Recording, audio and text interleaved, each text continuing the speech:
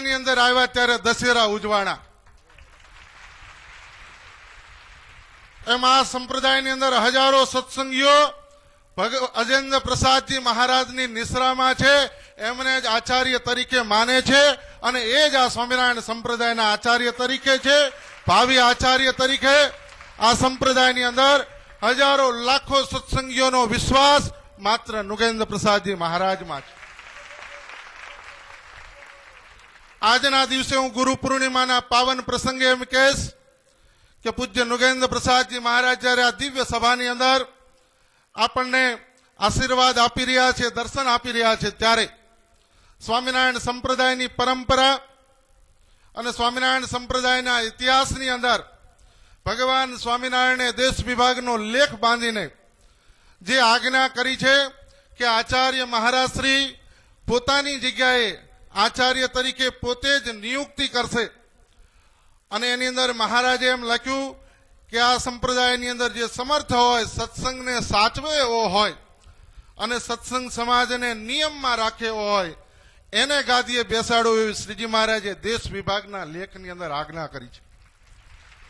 હું એમ કહીશ કે અત્યાર સુધીની અંદર આચાર્ય શ્રી રઘુવીર પ્રસાદજી મહારાજથી 8મા આચાર્ય અજેન્દ્ર પ્રસાદજી મહારાજ સુધી પૂજ્ય આચાર્ય મહારાજશ્રીએ જેમની નિયુક્તિ કરી અને આ સંપ્રદાયની અંદર સર્વાંગી વિકાસની અંદર એ પરંપરાએ જબરજસ્ત યોગદાન આપ્યું. 200 વર્ષની અંદર આ સંપ્રદાયનો એટલો મોટો વિકાસ થયો.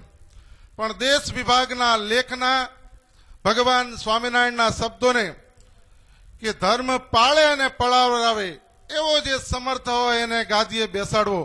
આજે ગુરુ પૂર્ણિમાના પાવન પ્રસંગે એક સંત તરીકે, એક સાધુ તરીકે આ સમગ્ર સત્સંગ સમાજના વિશ્વાસને હું વ્યક્ત કરું છું. અમારી લાગણીને આજે વ્યક્ત કરું છું કે ભગવાન સ્વામિનારાયણે દેશ વિભાગના લેખમાં એમ કીધું છે કે ધર્મ પાળે ને પળાવરાવે એવો જે સમર્થ હોય એને ગાદીએ બેસાડવો.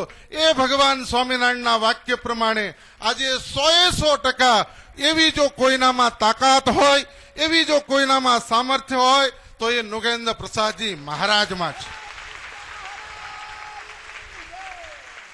200 વર્ષના ઇતિહાસની અંદર નુગેન્દ્ર પ્રસાદજી મહારાજના હાથે સ્વામિનારાયણ સંપ્રદાયની અંદર ક્રાંતિ લખેલી છે. સ્વામિનારાયણ સંપ્રદાયના ઇતિહાસની કરવટ જો બદલવી હશે તો એ નુગેન્દ્ર પ્રસાદજી મહારાજના હાથે બદલાશે. આજે જે સ્વામિનારાયણ સંપ્રદાયની અંદર ધ્રુવીકરણ થઈ રહ્યું છે આપ સૌ જોઈ રહ્યો છો. જુનાગઢના ઇલેક્શનની અંદર સમગ્ર સ્વામિનારાયણ સંપ્રદાયના અનુયાયીઓ જુનાગઢના પરિણામની અંદર જે રિઝલ્ટ આવ્યું છે એ દેખાડે છે. સ્વામિનારાયણ સંપ્રદાયની મોટામાં મોટી ફોજ જુનાગઢના ગામડાઓની અંદર ઉતરી પડી. 700 થી 800 સાધુઓ સ્વામિનારાયણ સંપ્રદાયના એક એક ગામડે જુનાગઢની અંદર ફરી વળ્યા. સ્વામિનારાયણ સંપ્રદાયના 3000 મતદારના વોટિંગ લિસ્ટની અંદર જુનાગઢની અંદર 747 વોટની જંગી લીડથી નુગેન્દ્ર પ્રસાદજી મહારાજ અને અજેન્દ્ર પ્રસાદજી મહારાજની આજ્ઞામાં અને એના સમર્થકમાં જે સેવકો પેનલો ઉભી રહી હતી એ ચૂંટાઈને આવી એ પરિણામ બતાવે છે. જેને આંખોની અંદર સચમાં આવી ગયા, નંબર આવી ગયો હોય, ધોળે દિવસે દેખાતું ન હોય, એને ડોક્ટર ઓપરેશન નહીં કરી કે એને અમારી જેવા ઓપરેશન કરે તમને બતાવું. 747 વોટથી હાર્યા પછી પણ સત્સંગની અંદર રિઝલ્ટને સ્વીકારવાની તૈયારી નથી. આ દેશના વડાપ્રધાન કે આ દેશના મુખ્યમંત્રી કે આ દેશની કોઈ પણ ખુરશીની અંદર લોકશાહી પ્રક્રિયાથી હારી ગયા પછી ગાદી છોડી દેવામાં આવે છે.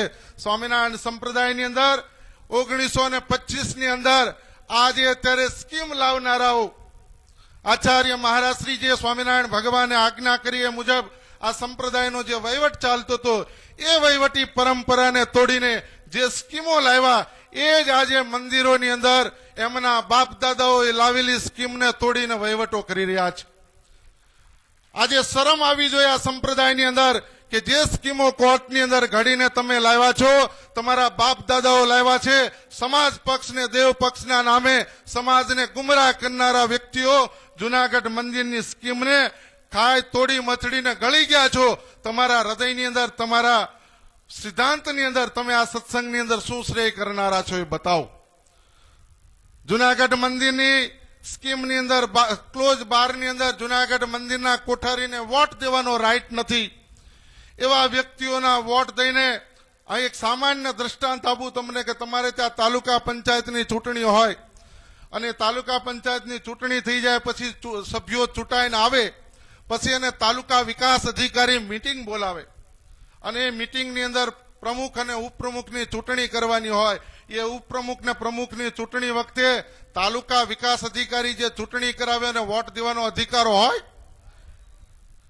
એ માત્ર ને માત્ર મીટિંગ બોલાવે. તાલુકા વિકાસ અધિકારી ઇલેક્શનની અંદર વોટ ન આપે એમ જુનાગઢ મંદિરની સ્કીમની જોગવાઈમાં માત્ર જુનાગઢ મંદિરના કોઠારી મીટિંગ બોલાવે એને વોટ દેવાનો રાઈટ ન હોય. 1984 થી ચૂંટણી થાય છે. 5 ચૂંટણીની અંદર કોઠારીએ કોઈ જગ્યાએ વોટ દીધો નથી. એવો ખોટો વોટ દઈને જુનાગઢ મંદિરની અંદર પોતાનું બોર્ડ બેસાડીને બેઠા છે. નામદાર કોર્ટોની અંદર એનો કેસો પેન્ડિંગ છે. ટૂંક સમયની અંદર રિઝલ્ટ આવી જવાનું છે. 100%ની 1 અબજ ટકા જુનાગઢ મંદિરનો વહીવટ નામદાર કોર્ટના હુકમથી આપણે સંભાળી લેશું. પણ મારે આજે આ સત્સંગ સમાજની અંદર એ વાત કહેવી છે કે આવા ગુરુ પૂર્ણિમાના પાવન પ્રસંગે જે મંદિરોની સ્કીમો બંધાણી છે, જે ભગવાન સ્વામિનારાયણે આદેશો કર્યા છે, એ આદેશોની વિરોધ જઈ અને આ સંપ્રદાયની અંદર તમે શું પ્રસ્થાપિત કરવા માંગો છો એ આજે સત્સંગ સમાજ જાણવા માંગે છે.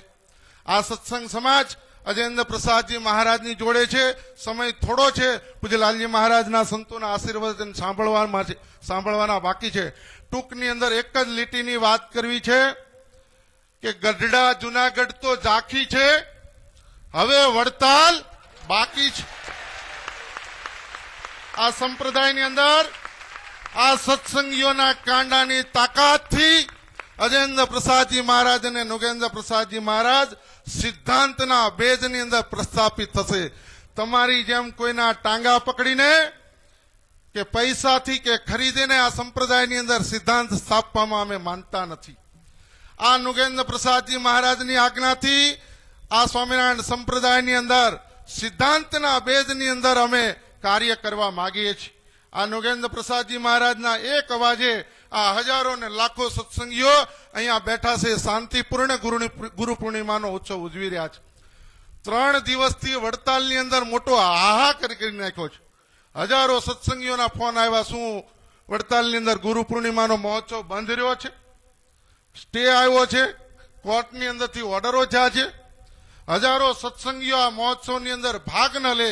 સમગ્ર સત્સંગ સમાજની અંદર આના ગંભીર રીતે ખોટી રીતે વાતો ફેલાવીને હજારો સત્સંગીઓના હૃદયની લાગણીને ઠેસ પહોંચાડી છે. અમે આ સરકારશ્રીને અધિકારીઓને કહેવા માંગીએ છીએ કે અમે સ્વામિનારાયણ સંપ્રદાયના સત્સંગીઓ છીએ. અજેન્દ્ર પ્રસાદજી મહારાજ ને નુગેન્દ્ર પ્રસાદજી મહારાજની આજ્ઞામાં વર્તનાર છે. એની